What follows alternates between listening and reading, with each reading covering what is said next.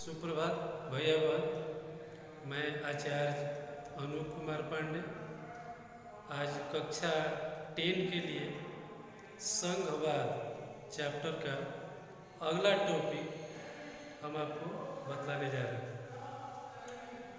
आज जो हम बतला रहे हैं टॉपिक है कि भारत में संघीय व्यवस्था कैसे चलती है।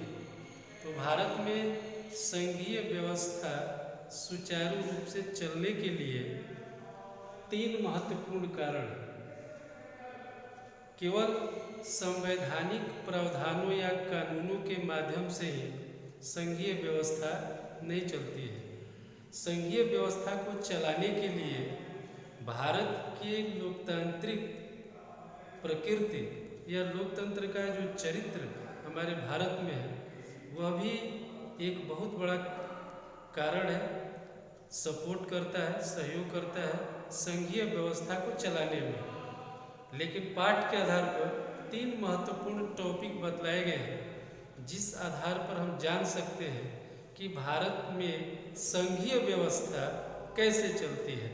सबसे पहला पॉइंट है कि देश की स्वतंत्रता के बाद 1947 के बाद भारत में ये प्रयास किया गया कि भाषा के आधार पर राज्यों का गठन किया जाए।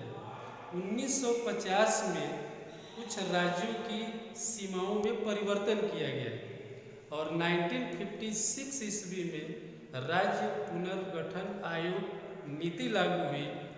और ये नीति क्या थी कि जिस भाषा के बोलने वाले जिस क्षेत्र में अधिक संख्या में लोग रहते थे उस आधार पर राज्यों का गठन किया गया।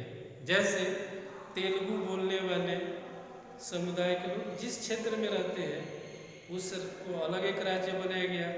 तमिल बोलने वाले का अलग राज्य, बांग्ला बोलने वाले, कन्नड़ बोलने वाले, इस तरह से भाषा के आधार पर राज्यों का गठन किया गया।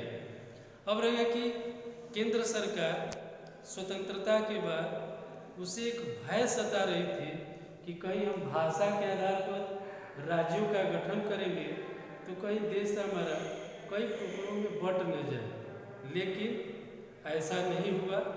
हमारे देश में भाषा के आधार पर राज्यों का गठन हुआ। दूसरा महत्वपूर्ण कारण है भाषा नीति अपनाकर। ये भी संघीय शासन व्यवस्था को चलाने के लिए एक महत्वपूर्ण कारण है। कैसे, इसके बारे में हम लोग जानेंगे। भारत में स्वतंत्रता के बाद ये सरकार के द्वारा विचार किया गया कि किसी एक भाषा को देश की राष्ट्रीय भाषा के रूप में मान्यता दी जाए।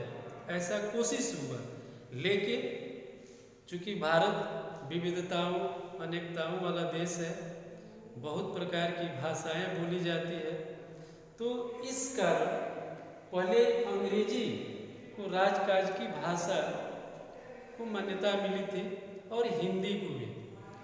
लेकिन 1965 में संविधान के अनुसार अंग्रेजी को हटा देने का निर्णय लिया गया।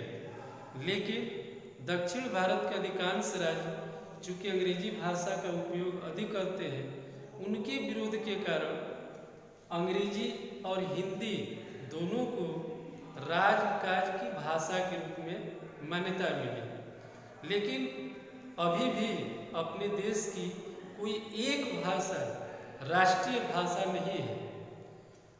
काम करने के लिए 2 भाषाओं को राजकाज की भाषा के रूप में माना गया है। इसके लिए थोड़ा सा हम इधर देखेंगे कि भारत की भाषाई विविधता क्या है। 2001 की जनगणना के अनुसार भारत में 1500 मातृभाषाएं थी। बहुत बड़ी समस्या थी। लेकिन उस 1500 भाषा को महत्वपूर्ण 114 भाषाओं के आधार पर समूहबद्ध किया गया और उस 114 भाषाओं में से 22 भाषाओं को संविधान की 8वीं अनुसूची में शामिल किया गया। और वो भाषा जो है जिन 22 भाषाओं को 8वीं अनुसूची में शामिल किया गया, उसमें सबसे अधिक हिंदी 41.3% बोलने वाले लोग हैं, बांग्ला 8.11%, 8.11, और तीसरे नंबर पर तेलुगु 7.19%, चौथे नंबर पर मराठी भाषा है 6.99%, पांचवें नंबर पर तमिल भाषा है 5.91%। इस प्रकार से 22 भाषाओं को 8वीं अनुसूची में शामिल किया गया, इसीलिए इसको अनुसूचित भाषा भी कहा जाता है। अब रह गई तीसरी व्यवस्था। भारत में संघीय व्यवस्था को चलाने में केंद्र राज्य का संबंध भी बहुत महत्वपूर्ण मायने रखता है। ये क्या है?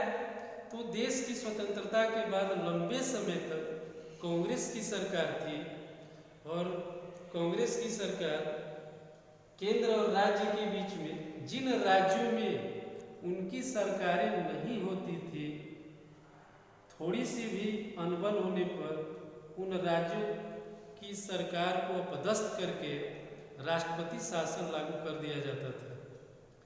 तो ये स्थिति जो है धीरे धीरे 1990 में आकर के कम हुआ।